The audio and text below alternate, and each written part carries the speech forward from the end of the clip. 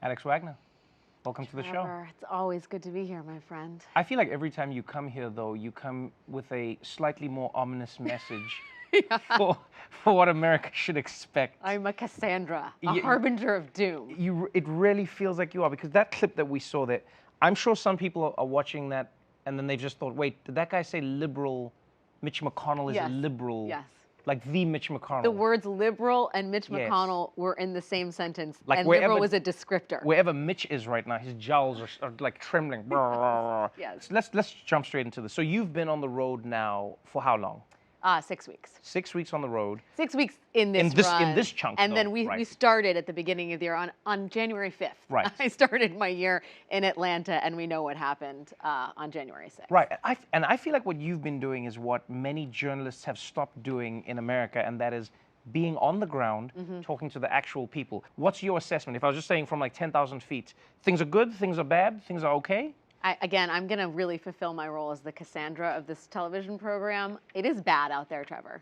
It's worse than we think it is insofar as the machinery of democracy is, I think, in many ways grinding to a halt. I think what Republicans are doing at the state level, they're doing at the gubernatorial level, is incredibly worrisome. What does that even mean? Well, look, we talk a lot about 2020, and we talk a lot about January 6th and what happened.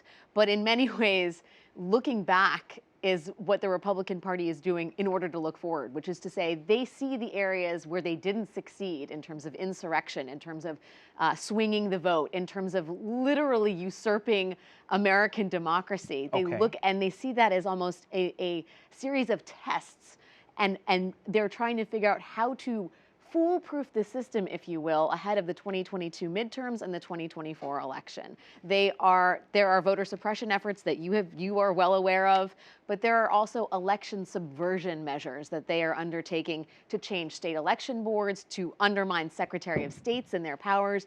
The machinery of elections and democracy is very much something Republicans have set their sights on, and they are not going to be content to just let the voters have their will. I really feel like we are on the precipice of one of our two parties trying to undermine the will of the people and American democracy.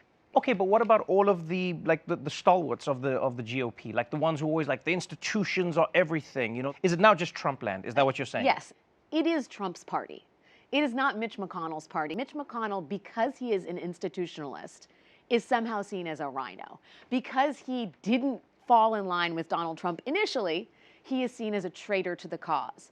At this point, the mendacity has infected the hierarchy of Republican power. Steve Scalise, the #2 Republican in the House, won't say whether Joe Biden was actually the rightful winner of the 2020 election. And yet still, because they're institutionalists, because they're not seen out there, because they weren't part of the insurrection, pumping their fists on the way into the Capitol, they're seen as traitors. I mean, that's deeply dangerous. But the fact is, that is the Republican Party at this point. That is 2/3 of the Republican Party, and that is how Republicans are going to win elections in 2022. So that is 2/3 of the Republican Party, but America still has people who would consider themselves centrists, or just, you know, we don't favor a particular party, and then you have the Democrats.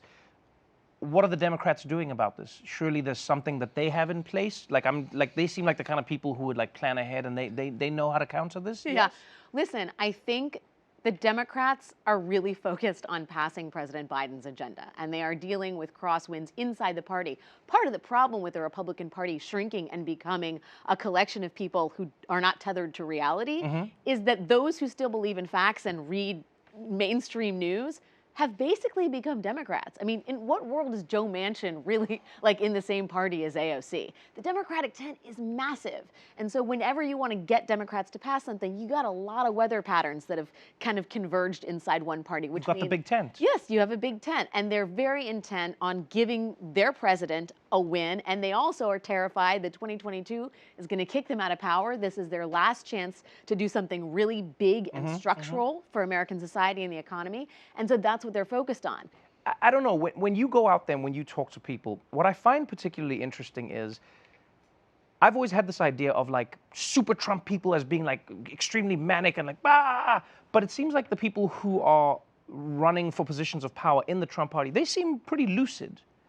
I don't know how to explain this to you, but they don't seem like QAnonish in that way. They seem lucid, but they also seem like they're going to burn everything down. They go, oh, we're going to destroy this, but I can tell you the alphabet backwards. I'm in the game. Let's go. Yeah, well, what's disturbing is the degree to which otherwise sentient people who worked in business, who had careers, who are mothers, who are college educated, have fallen down, or willfully or unintentionally, down a rabbit hole of misinformation, and who now see the world in radically different terms than most people who are still tethered to the universe of facts and reality do. You know. So when you talk to them, there's nothing you can say. You have conversations with them. I talk to the people who are there telling me that COVID is not a risk, that it is an infringement on civil liberties to require children who cannot get vaccinated to wear masks in school. And they say this with empathy, with seriousness, and with conviction.